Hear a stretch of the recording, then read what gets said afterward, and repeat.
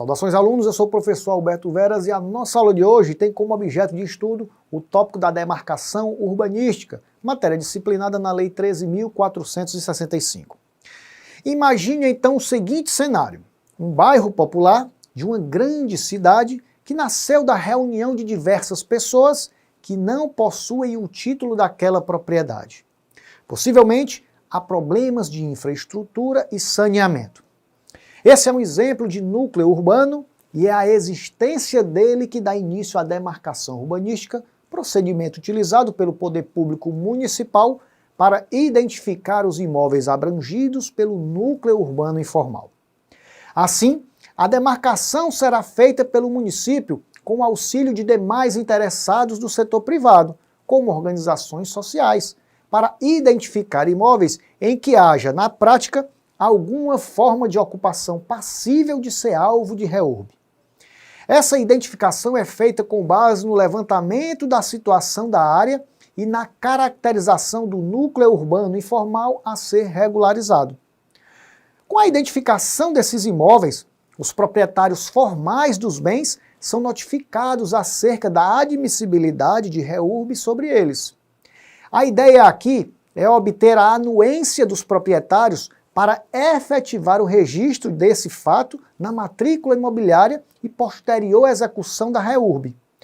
Tudo bem, mas o que isso significa na prática?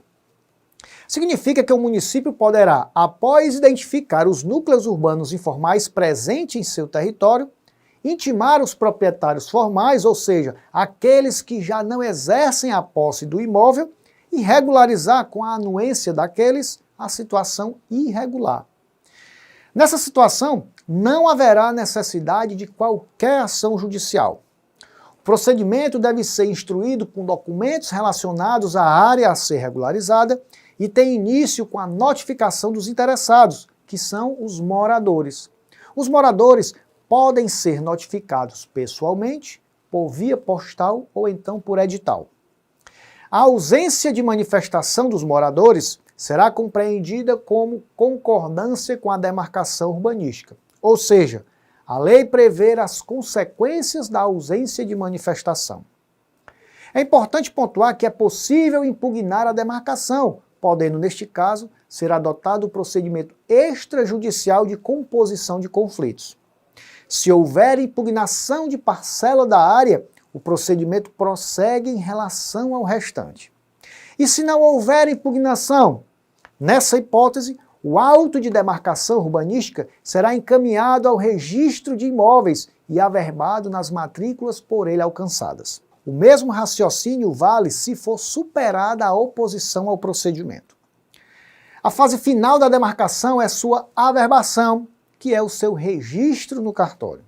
E o que deve estar presente nesta anotação, professor? A averbação deve incluir a área e o perímetro do núcleo urbano informal a ser regularizado, as matrículas afetadas pela demarcação urbanística, com a área, se possível, e a presença de áreas cuja origem seja desconhecida em razão de registros imprecisos anteriores. Se o registro anterior da área regularizada tiver sido feito em outra circunscrição, o cartório solicitará certidões atualizadas para abrir a matrícula. Agora, se a demarcação urbanística afetar propriedades em várias circunscrições imobiliárias, o oficial de registro responsável comunicará as outras circunscrições para registrar a demarcação nas matrículas correspondentes. Por fim, a lei prevê que a demarcação urbanística será registrada mesmo se ultrapassar a área registrada anteriormente. Não será necessário retificar a área não afetada pela demarcação urbanística para registrá-la. A apuração de remanescente é responsabilidade do proprietário do imóvel afetado. E quais são os pontos fortes dessa previsão legal da demarcação urbanística, professor? Esse procedimento apresenta diversas vantagens. Primeiro, ao possibilitar a regularização de núcleos urbanos informais de modo simplificado e ágil, ela traz segurança jurídica para os moradores de áreas ocupadas irregularmente. Outro ponto positivo é a transparência atribuída ao processo de regularização, com a identificação das áreas a serem regularizadas e a comunicação com outras circunscrições, garantindo a segurança das informações. A demarcação contribui ainda para o desenvolvimento urbano, permitindo a inclusão social e a prestação de serviços públicos e investimentos em infraestrutura. E é chamando a sua atenção para as vantagens da demarcação urbanística que concluímos aqui a nossa aula de hoje.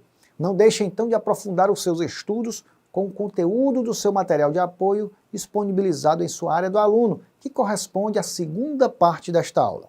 Então, bons estudos e até o nosso próximo encontro.